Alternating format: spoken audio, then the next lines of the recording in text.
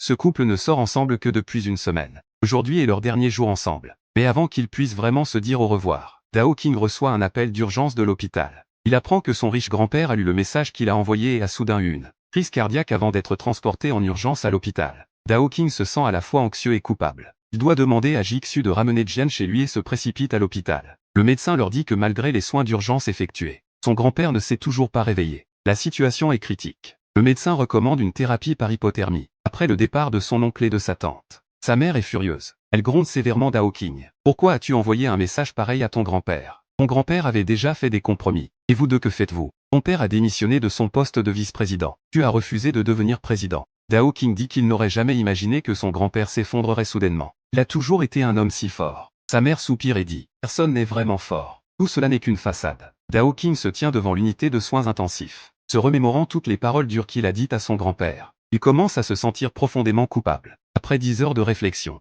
Dao King semble avoir pris une décision. Il retourne à son appartement partagé pour faire sa valise et enfile les vêtements qu'il portait autrefois. En tant qu'héritier fortuné, il décide de revenir dans l'empire familial pour prendre la place que son grand-père avait prévue pour lui. Au moment où il arrive à l'entreprise, tout le monde est totalement sous le choc. Ils parlent tous de Dao King qui n'a pas été vu depuis si longtemps. Pendant ce temps, Jixu dit à Jian que Dao King est retourné chez Eking Group. Elle s'attendait à ce que sa sœur soit surprise. Mais étonnamment, Jian comprend pourquoi Dao King a agi ainsi. Son grand-père s'est effondré à cause de lui. Comment pourrait-il ne pas revenir? Jixu demande prudemment à Jian.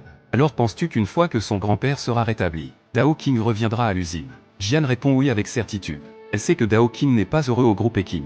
En parlant, elle commence à s'inquiéter pour l'usine de Dao King. Parce que le secrétaire lui est le seul à y travailler. Car le soir, elle fait un déplacement spécial pour aller voir. Mais elle est choquée d'apprendre par le secrétaire lui que Dao King a dit qu'il ne reviendrait pas. Il a remis l'usine au secrétaire. Cette nouvelle soudaine est difficile à accepter pour Jian.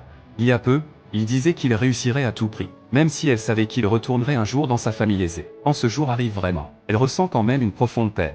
Et Dao King, qui vient de commencer son nouveau poste, ne s'en sort pas bien non plus. Dès son premier jour, il fait face à une crise majeure.